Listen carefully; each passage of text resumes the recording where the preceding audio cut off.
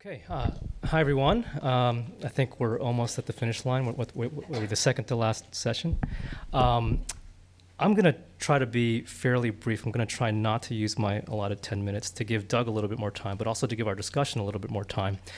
And what I thought I'd do is to talk a little bit about my experience as a curator, and by way of talking about sort of how I see both curators and photographers looking at groups of pictures. Sometimes it's their own work, decades of work that have accumulated. Sometimes it's looking at other bodies of work, other images that perhaps they have not created themselves, but creating something new out of them. And I actually got my start as in photography while I was like a lot of other people in this room who are not making pictures currently. Probably you started out wanting to be a photographer. I wanted to be a photographer, and my day job was working at the Howard Greenberg Gallery. I worked in the back room. And the show that was on when I started working there was a show of Morris Engel's work. And Morris Engel was a photographer associated with the Photo League. He was married to Ruth Orkin, and I'd never heard of I'd never heard of him, and I loved the work. And my love for the work, I guess, somehow got the attention of his daughter, Mary Engel, and so she asked me if I had time to help her sort out her father's archive. And so I said, yes, of course. And so for a few days a month, I'd go over to their place and sift through these boxes of pictures that basically represented Morris's work for almost 5 decades, from the 30s to the 80s.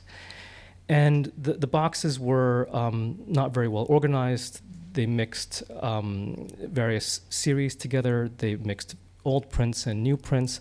And so what I thought I could do for them was to, with the kind of critical remove, to just sort them out, to make piles, to make an inventory for Mary and for Morris of what they had. And so, by the end of the project, we were able to sort of give this undifferentiated mass a kind of navigable structure. This experience really helped me for my first project at Yale, which was helping to organize this monograph by Judith Joy Ross, Portraits of the Hazleton Public Schools. This is a project that in many ways is her most personal, and was also that she felt was her most significant project. And it's a project in which she had gone back to the public schools that she attended when she was a child. And in from 1992 to 1994, went back and photographed the children that were attending those schools during those years to get a real sense of what it was really like to go to school, not just photographing the camaraderie between kids, but also the extreme alienation, the awkwardness of the experience. And although she had completed the photography and the printing for the project in 1994, a few of them, I think, were published in the MoMA monograph on her work in the late 90s. She really felt the project was incomplete.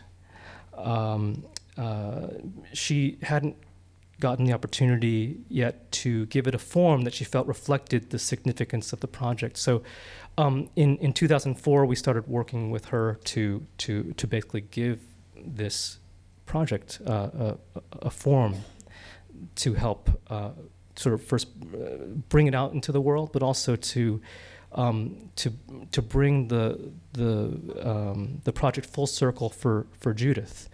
And it had it was a very interesting experience because she came to us with basically a book dummy that was very clearly laid out. It was 3 chapters. She had a sequence. And my collaborator and I, we asked her if she had any more pictures from the series because, we thought, maybe we could help her see her work more clearly. And she sort of hemmed and hawed and eventually obliged us by showing us some outtakes. And it was a real lesson because she knew from the beginning what she wanted. We tried to actually insert some of those pictures in the sequence, and after a while we just had to admit that it just didn't work. She knew what she wanted, and it was kind of amazing because this was her first real book. This is the first book that she had been intimately involved with. That experience prepared me very well for working on a project with Robert Adams that ended up being a 6 or 7 year project, starting from the work of sorting through this massive prints that Yale had acquired before I got there, and working with Adams to, first of all, understand for myself how things were organized.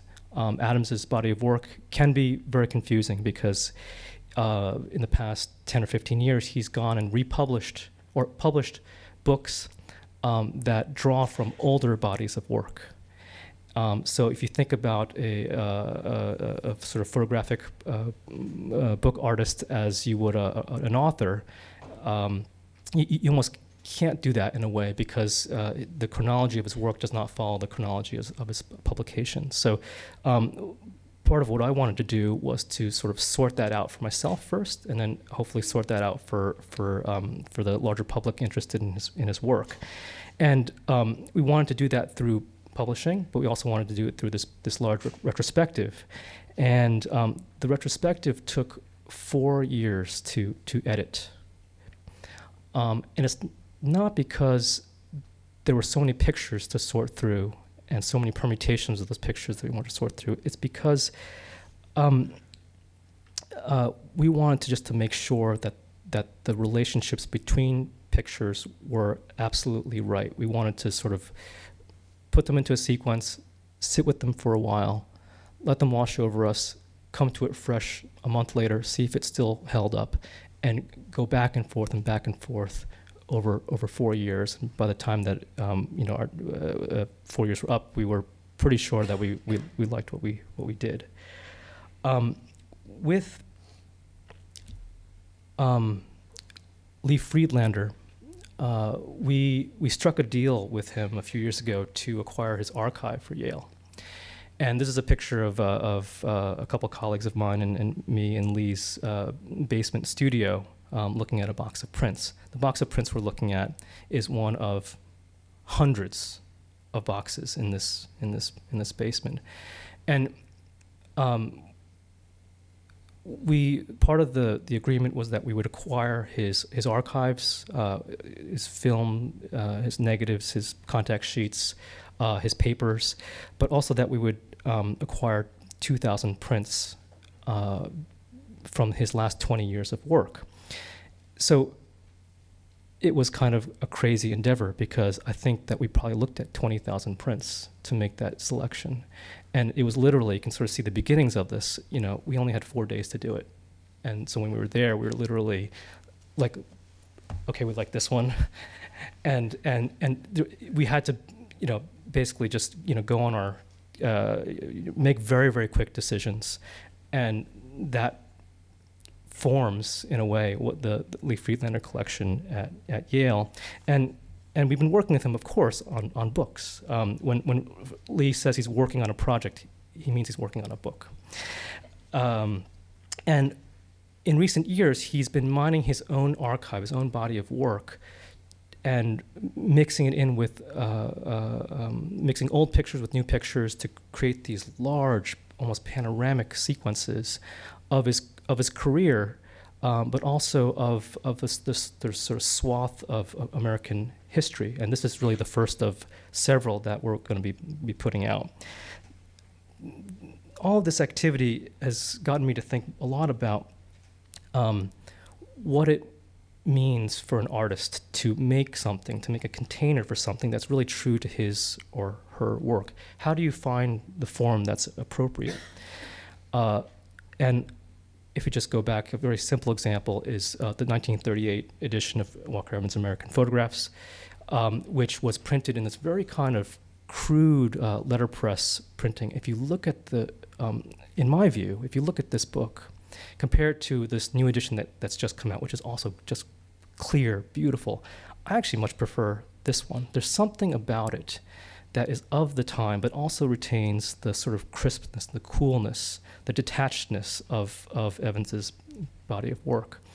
Another example is, of course, Robert Frank's The Americans. This is the 1959 Grove Press edition, which was printed in gravure, which has this gorgeous, velvety, open, soft, poetic quality about it that only few of the subsequent editions have. Another example is Rouché's, there's just one of many Rouché books, Every Building on the Sunset Strip. There's something that was kind of very, I feel very honest about the cheap way it was made, the way that the pictures don't quite line up, the way that over the years the glue has stained the joins in the paper, and that the way that all of this sort of lends itself to this reading of the kind of monotony of his subject. This is an installation shot of, I think this is at MoMA, Paul Graham, Shimmer of Possibility. And many of you also know that he's published this body of work as a series of books that are now out of print. And this got me to thinking, okay, it's great to have a show at MoMA and all, but for me, the prime experience of this work are those books. There's something about going through them that makes you feel how he was understanding the world through his use of the digital camera. This was a project that he started out shooting in film and ended up capturing digitally from there on out. And there's something about this project, the way he's edited it, that gives you that sense that I thought was quite revolutionary. Very quickly, because I'm now over my time, we have so this got me thinking about the objects that people make and the appropriateness of the objects to the intention, also to the time in which they were made. When you see an Acce print that he made, that's beautiful. There's something about it that when you see a Bernice Abbott print from an Acce negative that it just doesn't have. Same thing with a print made by Edward Weston. The Cole Weston prints, great, but not as great. Even Cindy Sherman's, her film stills, which were meant to be grainy, cheap-looking. They first sold for $100 each at her first gallery show. I actually really respect the honesty of it. And then Sherry Levine, in her series after Walker Evans, it's funny, when I first heard about this series and what she had done to appropriate Evans's images, I thought, okay, these objects probably aren't very interesting. But when you look at them, when you actually have a chance to see them, they're beautiful.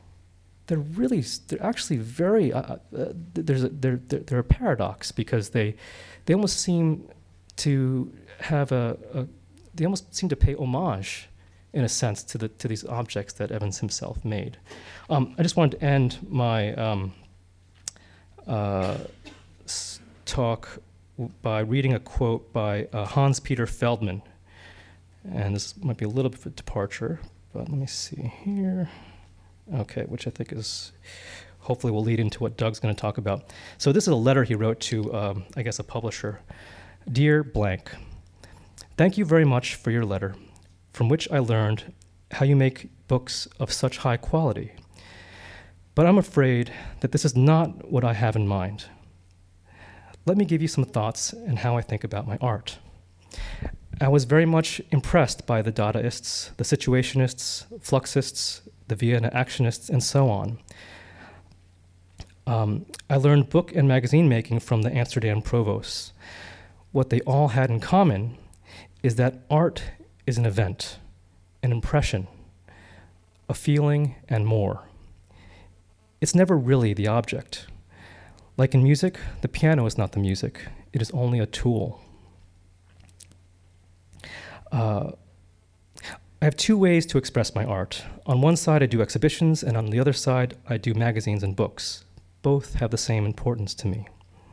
But I always try to leave not a feeling for valuable items or objects, but an experience.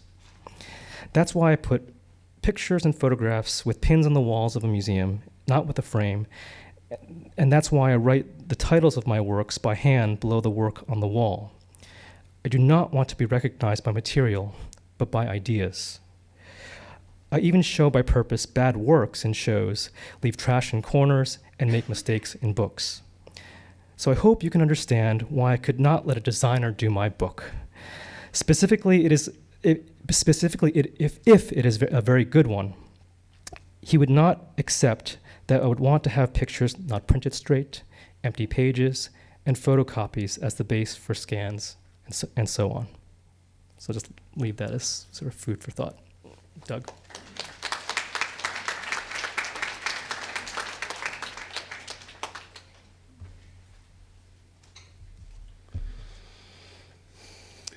Hi, everyone. Thanks for coming. I'm glad to be here. And I have quite a bit to talk about. Some of it may upset some of you. Some of you may love it. It's a lot of it's going to be opinions, ideas, speculation about where photography's headed. And I want to really I'm not going to talk about my work too much. I am going to flip through some of the slides because I think in our conversation it may come up. I want you to be familiar with it in case you're not. So I'll flip through these as I go. Keep in mind this work was done over a 3-year period using Google Street View. I went through it, through our country exhaustively, looking for images to put together into a look at America, a look from my eyes, and speaking in a way that I wanted to speak personally. What I'm going to go through here, I mainly wrote down because there's so many statements here that I want to get through. I didn't think I'd remember them all, but they can serve as a jumping off point for our talk. Some of this too, I know some of the other speakers have commented on. So the first part of this is what role photography is playing in our society right now. It's changed radically and dramatically. All of us know that. And I'm going to try to quantify some of that. Every 2 minutes today, we snap as many photos as the whole of humanity took in the 1800s, every 2 minutes. 300 million images are uploaded per day to Facebook. 70 billion images per year are added to Facebook. The stat is a little bit all over the board. It ranges from 30 to 70. 500 billion photos are created annually at a global level. And on top of this, I thought what was really wild is smartphones are only possessed by 10% of the global population right now. So if you think about it, this sort of pace is going to keep up and even exponentially grow. And this is pretty nuts. I mean, if you look back at where photography came from to where we're going, photography is becoming a language, a universal language, just like speech is. It's not anymore a craft that some people are doing with machines and people are sort of looking at carefully. This is something that just pervades everything we do on a daily basis. So this is sort of important to me. It's personal to me too. Many of us spend nearly as much time looking at images on a screen as we do looking at the actual physical world. And that's going to ratchet up. All of us are walking along in New York on our phones while everything around is going on. All kids are glued to their phones when they're in our home, when they're in the car, when they're out walking, or even when they're sitting next to each other, they're texting. It's almost become sort of a cliche, but that really is the reality. So if you think about that, what's really mediating our view of the world now is imagery, text, video, whatever you want to call it, but the screen, let's say the screen. I think that covers most of it. So I put here, photography then is determining our inner reality. It's a little bit of a controversial thing to think about, but I had a Detroit in my mind before I went through Detroit, through Street View. A lot of that came from all the images I've seen, the TV shows, even things that we all watch like The Wire, place Baltimore in your mind as, I know Baltimore, like I sort of have it. And I think there was a project someone did about what is New Jersey? Send in an image. What does it mean? Right? Everything has a meaning, but now it's getting influenced rapidly and dramatically by all of these images at a global level. for those participating in technology, we see more of the world than we ever have, but at the same time, the world in our heads is formed through distortions and partial views. We know now, and I think we talked about it throughout these few days, but photography is a liar of sorts. It depends on how you look at it, but there's no context around a photograph. You're presented with something, you don't know what's outside of the frame, you don't know what happened, you don't know really the life story of the person in the car there. So it's really a limited view. So if we're glued to screens, we're walking down streets and we're looking at this, we're forming this view of our existence and our world based on all of these sort of half-truths and lies. And photography is playing a key role in that. I was thinking here that we almost could and may need to rename photography going forward into something else that really defines what it's becoming. It's different than what it was. I was thinking here imagery, and it connotated that connection to imagination, imagery. And sort of our imagination at one point was built off of stories and built off of things told to us. But now our imagination is getting so much more dense and packed with a wider view of everything around us, and it's all because of photographs, and it's all because of images, and it's all because of technology. So anyway, so images are playing this hugely pronounced role, and a role that rivals language. I put in here what's happening to photography as a medium as a result of all this. We're all here, and we're all sort of concerned around where photography's going and what frontiers lay ahead. I look at it as a frontier myself personally, and I'm absolutely optimistic about where things are going. There's people that don't feel that way, and there's markets that will be flipped upside down. There's markets that will be squashed. No doubt, it's happening. Photojournalism, it's happening. I'll talk a little bit about that. And some of the other sessions have talked about that. But at the same time, there's this frontier that's in a virtual world that we're all pinned to and that we're all looking at and that we're all connected by, that is its own frontier. And I almost want to look and think about images and even the internet as its own medium. I sort of view it that way myself. So one thing I'd propose is that I think the past and the current or the present are sort of overlapping and sort of folding onto one another. I view it that way. I forgot to mention I publish American Suburbx, the website. A lot of you are probably familiar with it, and then also These Americans. And I sort of am merging this narrative of the present and the past in a way that is intermingled, not necessarily linear, but almost in a circular motion. And I almost think the internet is doing that. And what I mean by that is all of us have access to the past in an instant. It's no longer buried in a library. We can pull up anything we want, and we can see it, and we can look at it over again. We can look at it from every different angle. We can examine the 70s or the 60s quickly. And all of those things, in my opinion, are actually going to influence the direction that we go as artists or as photographers as well. Almost everyone almost needs to have an understanding of what everyone else is doing, and it's all there at our fingertips to look at all times. So in a way, there's this sort of, I guess, macro education that's happening around a medium like photography that's going to get recirculated and put right back into the type of work that people do. I better keep flicking through these. I'll jump to this real quick. When I did the Street View project, which was a virtual world, you know, like stemming from the internet. It's its own world and its own entity, and it was movable, and it was something I could explore through. I would go down and determine what image is going to stand, and it's on the fly. I'm moving through, and I'm looking for these images that are going to stand. And so I put this in here to sort of give you an idea of my decision making, which I will talk about. Editing is, I think, king, basically. In my opinion, editing is the linchpin of what every artist and what every photographer will do going forward, more than even the ability to compose a picture, in my mind. That's what I see happening. And so in this era right here, this is the picture, in my opinion. I look through these, again, I can move this camera 360 degrees, and I'm honing in, and this is the one that I think speaks in the way I want it to speak, and the ideas that I wanted to present. This is Baltimore here. I'll go through a few of these and then jump back to this. Dallas. Bronx. Okay. So here's the other thing.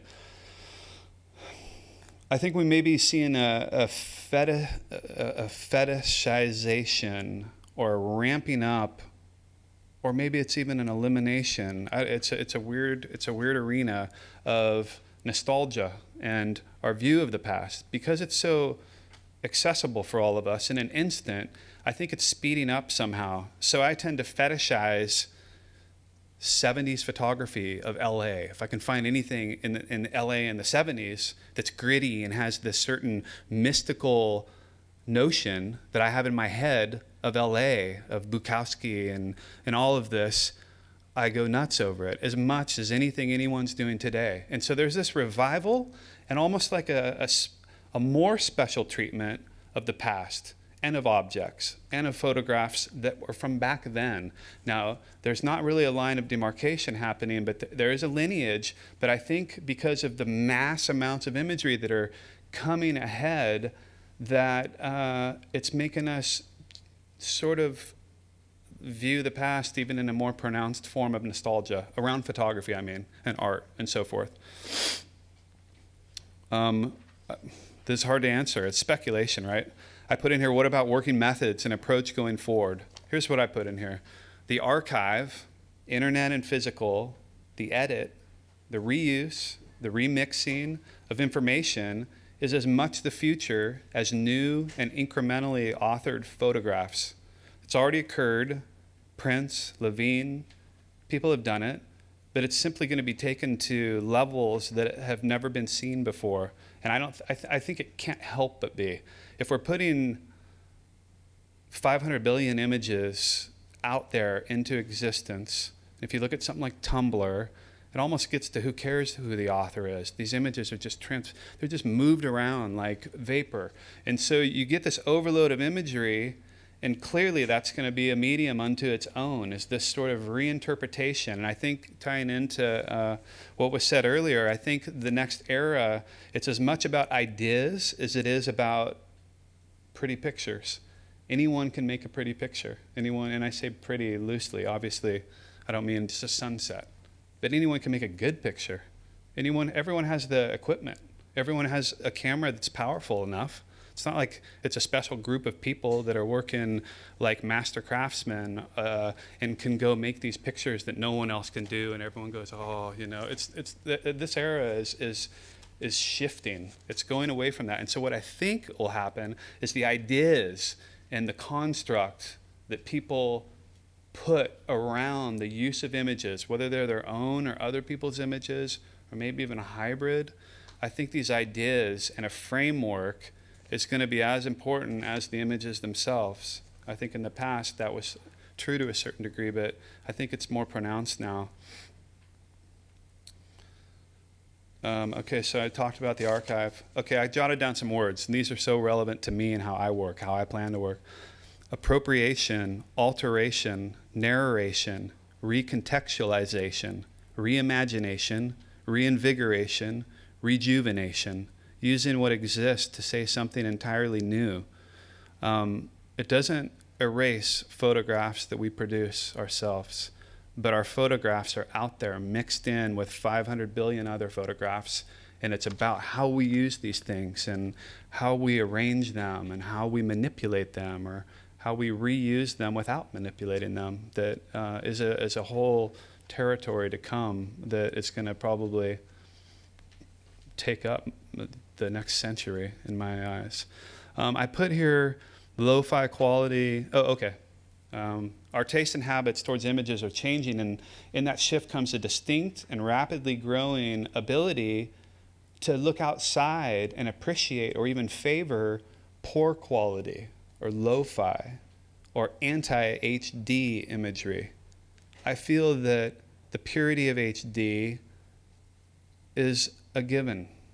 And so I feel that there's sensibilities shifting that maybe we'll seek out not old ways of doing things, but ways where the quality of the digital imagery is breaking apart in ways that form more new, beautiful things. So I think in a way, the aesthetics and our taste are shifting also. I want to even say in the world of journalism, I put in here, this seems harsh, I put in here photojournalism in the crosshairs. People no longer need to see through an artist's lens for news and views of the world.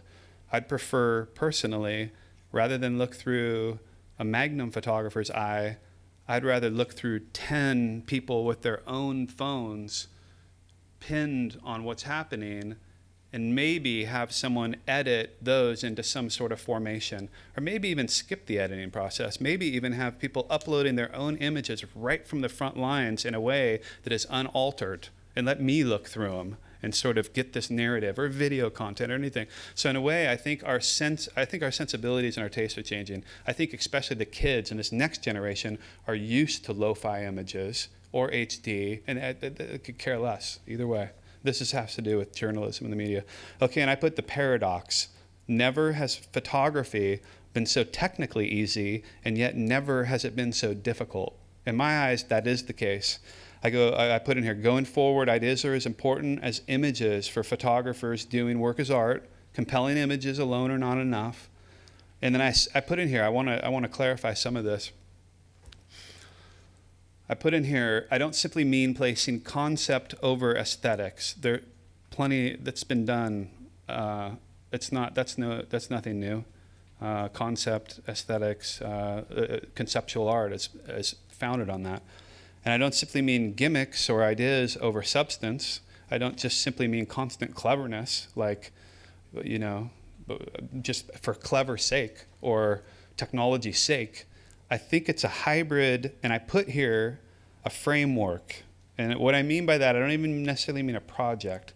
I think that some sort of framework that stems from what's between the ears as much as what is coming from your use of the eye is going to set apart what work is powerful versus what work is shallow. It's sort of a broad description, but hopefully that sort of does it. Some final notes here for this part of the talk. I put here, it's as much between the ears as what you see with your eye. People are desensitized, including the audience, including photographers, including their viewers. There's a desensitization based on image overload that will pervade itself. And I think ideas, how you use ideas, is the way to move past that. People have to see something not gimmicky, but really in spectacular fashion expressing what an artist is trying to do, or the way they're trying to speak. I'll finish with this as an illustration. It may seem sort of surface. I put here India dog illustration. So I was thinking about something to illustrate this new world, and I thought about it, and I thought, you know what, I'd rather see images, if I was going to look at the streets in India, I'd almost rather see images where a camera was strapped to one of the wild dogs there and was set to photograph only when it moved, and then have an artist go through and edit these images into some sort of narrative or formation that's powerful, as much as I would like to see a traditional photographer doing art. But here's the irony. The art in the edit can come from that material that is a result of that dog's movement. So getting back full circle to editing is king, it's not about how pristine you use your technology, your technical equipment. It's about ideas and how you pull those things together. So finally, as new technologies open up and new ways of looking or new tools are offered up, it doesn't negate any of the past or invalidate it. Nothing like that. When something like this is done, it doesn't negate traditional street photography. I've had people attack it because it was done via Google. That's the whole point, right? It was done via Google, and there's no engagement, and it was done by a robot. And there's a certain compelling notion to that idea in itself. And it's not to compete with people on the ground taking pictures of the city, and it doesn't negate anything they do. So it's important as we go forward not to say, oh, this is better or that's better. I feel it's sort of this continuum that's built on time, and it's built on progress, it's built on technology, but it is not like a line of demarcation And if anything, we're valuing work from the past more than we ever have. At the same time, we're looking for new work that somehow stems from original ideas and dealing with our current time frame. So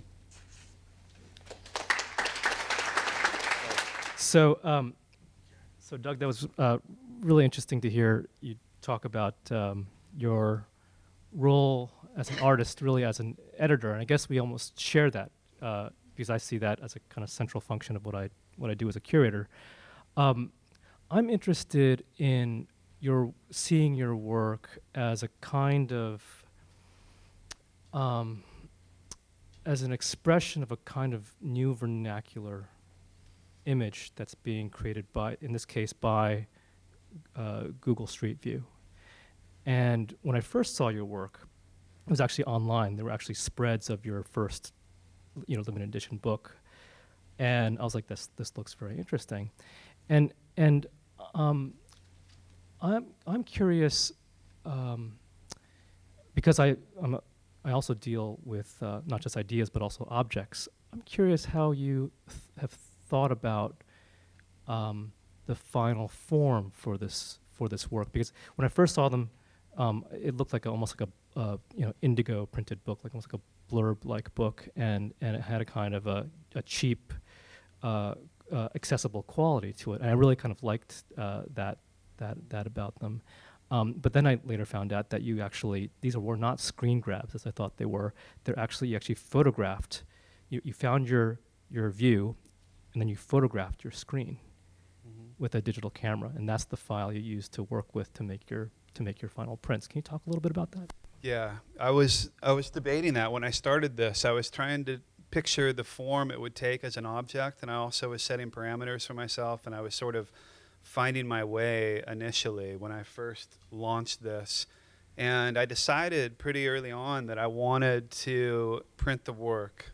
I felt that what I was looking at had some characteristics and some overlap with the past. There's a few ways it overlaps. One of them, I studied civil rights, Jim Crow, and slavery and U.S. history as my degree. I didn't go to art school. So I had this real connection to our American history and our past as a country. And also, through the ASX site that I produce, I've given myself this sort of crazy education that was self-driven on photography, on photography's history. I got to a point when I was first taking pictures where I needed to see what everyone else has done and how it developed and who contributed the strongest material.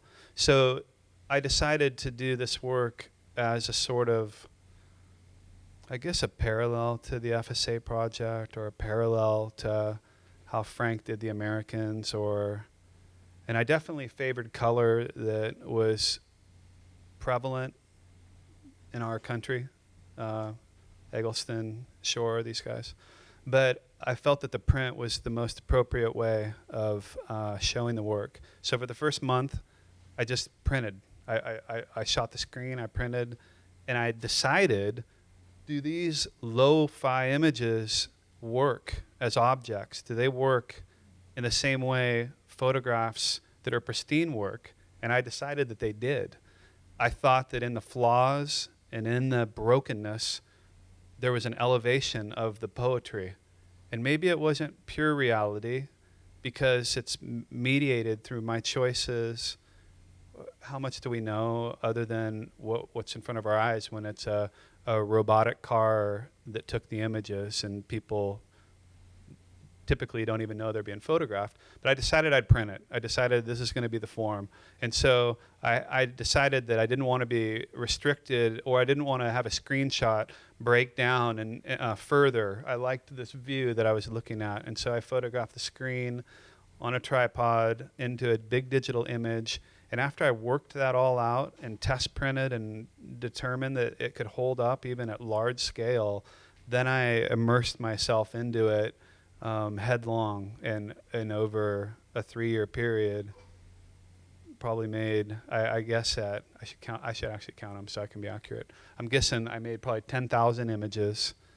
And if you think about it, all these cities I was going through, there were millions of possible angles and options.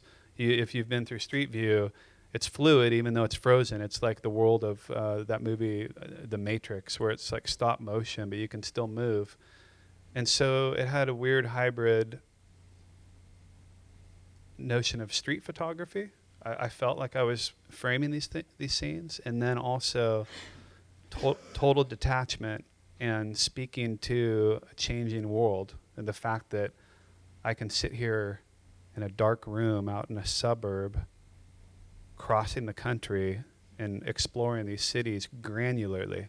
I mean, I know Detroit like you wouldn't believe. I mean, I've never been there, right? But I know all the neighborhoods. I've explored 7 Mile and 8 Mile and Gradiot Street and so forth.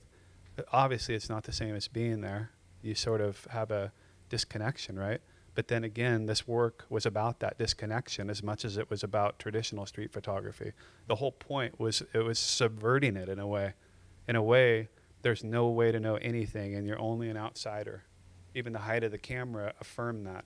You're almost looking down on the scene, builds in its own characteristics. It's not characteristics that I built into it. They're characteristics that are inherent within this platform that I was working with.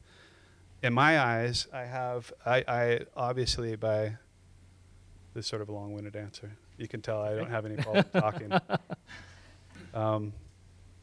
In my eyes, I also wanted to speak to American history, a history that I felt was brutal and full of injustice. And I felt that the devastated cities that are everywhere are a testament to our past our past injustice. It's not necessarily indicative of the now as much as it is 5 decades ago, right? Well, I think it's interesting looking at a picture like this and some of the other ones that you flashed on the screen, because one of your criteria, we were just talking about this earlier, is beauty. Yeah. There's a recognition, of course, of the tragic nature of American history and culture and society, but you're looking for beauty, and the kind of beauty that your work is easily tied to, in my eyes, is the beauty that's been established by people like Eggleston, Shore, and Sternfeld, and Winogrand. There's another aspect to your work, though, that we haven't yet talked about, which is another website that you run. I'm not sure if we have time to actually pull. Oh yeah, up. let me put that as the screenshot. Yeah, and it's called These Americans, and it's literally an archive that Doug has been building for 4 or 5 years. 4 or 5 years. And these are pictures he's pulled from the internet, and it's sorted out into categories. And again, one of the criteria is that the pictures be interesting, that pictures be good. There is a discriminating factor here. I'm wondering if you can just let me talk about this because it's important. Like, it ties into what I was saying with archives. So over the last 4 or 5 years, I've built up my own, I almost see it as my own medium to work from and to work with that's very nuanced. It's coming from, in my head, the way that I piece this together, but there's probably 500,000 images that I've accumulated. And I've exploited every archive that exists on the planet. I've basically just been accumulating this data bank of imagery for me to spit back out and reuse at a later time. It'll come in the form of artist books, and there'll be installations and so forth. But this is just the tip of the iceberg. And you can see the topics here. And they're hyper polarizing, loaded topics. It's the way that I view America. I grew up the son of an evangelical preacher who was part of the Moral Majority with Jerry Falwell. And then I went to school when I was older, and I studied what I felt was the real history. And I saw America in a different light. And so I sort of have this colliding type of obsessive look at America. So the images that I tend to gravitate toward hit against each other, but they're beautiful. Like, at the same time, everything is visually powerful. I think I'll personally always marry the framework I was talking about with beauty. I don't think I'll ever give that up. I almost feel that everything has to have a sense of that. But you're also calling this your work. This is your archive. You're sort of placing ownership, you're claiming ownership of it. And it kind of reminds me of a wonderful quote by Winogrand, who I guess was, he was trying to photograph someone that person resisted, say, I don't want you to take my picture. And Winogrand says to him, it's not your picture, it's my picture. and I'm just wondering how important, when you're collecting these archives, how important is it to actually claim ownership over it to you? Yeah, so because obviously you're sharing it with us too, because it's yeah. It's a site we can all access.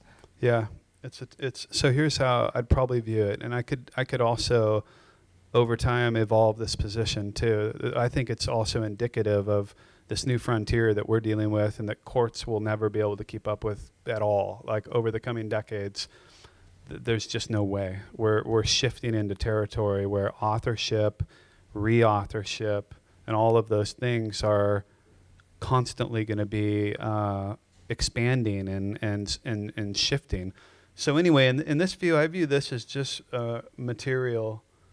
I think that the only time that I would claim ownership, although I do have this as my medium that I'm going to work from, I don't necessarily view it as authorship until I produce something that I embed myself into and I load a specific narrative, idea, or twist or change that stamps it as something that is departs from what the original image did. And I think there's a long lineage of that. I just think it's going to ratchet up. Typically, we refer to it as appropriation. Richard Prince is probably the most, I don't want to say notorious, you could say that, but the most that is in the public eye, right? There's the stage of the cases happening. Mm-hmm. Sure. So I think that that fertile ground needs to be traveled. No one should stifle it. At the same time, no one should be harmed by it. And if someone is harmed by it, then they have a right to seek reparations. Ideally, what happens is that people are able to do something fresh and new with material that is actually its own thing, whether it's a narration, whether it's however it be done, a construction, any of those sort of things. This also is a historical archive for me. I sort of was a little bit, I was a little put off that so many of these imageries in various silos and subjects are so disparate and split apart. I wanted to be able to show images of white people in blackface in the 50s all in one spot and let someone go in there and ponder that and look at it rather than Googling, which Google does the same thing. They aggregate images. It's a dicey area in terms of copyright. They aggregate everyone's stuff. And they basically do house the image until you click on it and enlarge it. Those images are sitting on their servers and they basically have, so I almost view this as a mini aggregation as well, but a very potent and very loaded and nuanced. It's all me. It's like my visual taste. It's what I love about photography. Mm-hmm. These pictures are all picked like this. They're not like this. Mm-hmm. And through that fabric and quilt work of all of these images, a narrative of my own emerges, of my own view of America or my own internal experiences in my past. Great. Okay, I'd like to open it up to the audience for questions.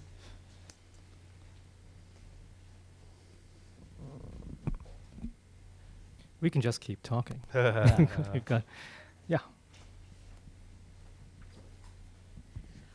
So I understand that this radical reappropriation of images and being historically informed and historically conscious is what you're doing in these Americans and American Suburbex and the other projects. So what happens when this isn't novel anymore? Like this becomes a moment in history. Now you're saying we have to look back and be historically conscious to kind of find a new way of seeing, but what happens in a couple of years or in a couple of centuries when this is now a moment of history? Then what's going to be novel?